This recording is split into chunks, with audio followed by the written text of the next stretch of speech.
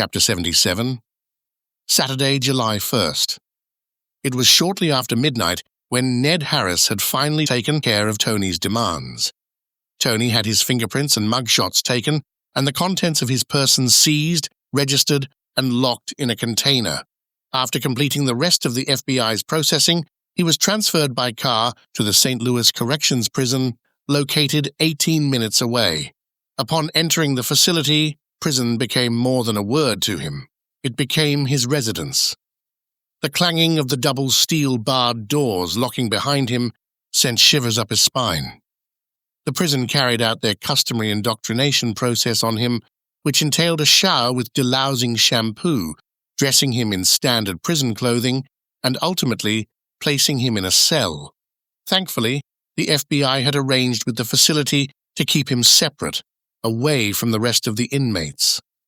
Tony wondered how long he could tolerate going along with this charade before insisting on his release. To turn off his current reality, he laid back on the hard mattress and tried to get some sleep. Bravo was downstairs in the hotel lobby, seated in one of the high-back blue chairs. It was just before 10 a.m., and he was awaiting the arrival of Tanya Diaz, the real estate agent who would show him the upper-income properties within the city that day. He wore the light beige khaki slacks, a navy blue shirt he'd bought the day before, and the brown shoes he'd taken from Remington's hotel room. He saw several people come and go from where he was seated, and then watched as a young woman in her late 20s or early 30s walked into the hotel. Her long brown hair cascaded down to her left shoulder, while on the right, her hair covered much of her right upper frame. She was petite, topping out at 5 feet and 5 inches. On her head, she wore a large, wide-brim, khaki-colored straw hat with a black band forming a bow on the back. She had a slim figure, and her navy blue floral wrap dress with giant white lilies accentuated her shape. A small white purse was slung over her right shoulder, and the portfolio in her hand had the name Able Real Estate stenciled on the front. Bravo was captivated by her immediately and jumped to his feet, approaching her before she noticed him. "Good morning. I'm assuming you must be Tanya," he said, smiling. "I am. You're Mr. Cortez?" she asked. She reached to shake his hand, and Bravo took her hand gently in his, and bending over slightly, raised her hand and kissed it. The gesture took Tanya aback, and she didn't know what to say. Bravo saw the look of surprise, then said, "I'm sorry. I've offended you. I apologize for being so forward. It's just that your beauty captivated me." Tanya didn't know how she should react. After a moment, she decided the best course of action would be to stay at the hotel and review the listings she had in her portfolio. She stepped back from him and looked for a place where they could meet that had lots of people. "Why don't we get a coffee?" she said, pointing to the coffee shop in the hotel. "Sure, that would be nice." They walked to the coffee shop and ordered their drinks. Tanya tried to pay, but Bravo insisted on paying for them. The barista made up their selections and handed them to Bravo. As Bravo brought their coffees, Tanya sat at the most conspicuous table, hoping to get through this meeting quickly. Nervously, she opened the portfolio and began the conversation. "I've brought 7 homes I think you might be interested in. We could review them here. Then, if you wish to look at them, I can arrange for you to see them." "Actually, I was more interested in looking over the neighborhoods before checking out any of the homes," he said, disappointed. "Well, something's come up, and I can't do that today. Perhaps you should contact another firm to help you with that." Bravo read between the lines. "Look, I'm sorry for coming on so strong earlier. If you're not comfortable being with me, I understand. Please forgive my ineptness and impulsivity. I've had to deal with this condition all my life, and sometimes I forget to stop and consider the consequences before reacting. I'm very sorry for wasting your time, and I hope I haven't ruined your day." Bravo got up from the table and started to walk away. Tanya watched as he left the coffee shop. She felt bad about what had transpired. Was it so terrible that he'd kissed her hand and complimented her? Yes, she needed to be cautious of anyone who might be a predator, but maybe she'd misjudged him. Perhaps he was just overly polite. She got up from the table and rushed after him. "Mr. Cortez, wait, please," she called out. Bravo stopped and turned around to face her. "Maybe I overreacted," she apologized. Then, looking embarrassed, she continued, "But I have to be honest. I'm very sorry, but I don't feel comfortable being alone with you. If you'd like, perhaps I can arrange for someone to take you to the areas you want to see. I'm sorry for making you uncomfortable. It certainly wasn't my intention to do so. If you could arrange for someone to show me those areas, I'd be very appreciative," he said.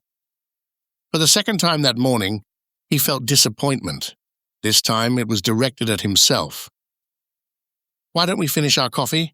I'll call my boss and see if he can help," she said, attempting to smooth over an uncomfortable situation. They returned to the coffee shop, finding their drinks still where they'd left them on the table.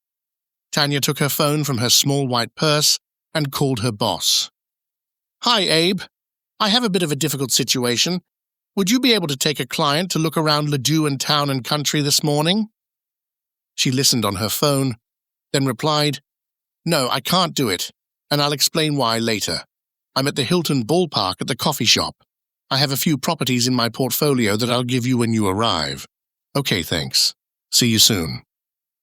She disconnected the call and said, "Okay, my boss, Abe Abbott, will be here in about 20 minutes, and he'll take you around those districts you're interested in."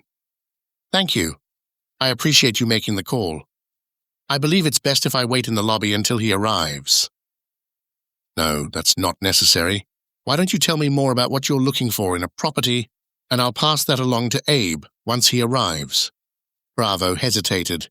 He couldn't bring himself to lie to this woman for some reason. "No, I do think it's best if I wait out there. It was nice meeting you, and again, I'm sorry for causing you any discomfort. Thank you for arranging for your boss to chauffeur me around today." He stood up from the table and left the coffee shop. Tanya felt like a heel.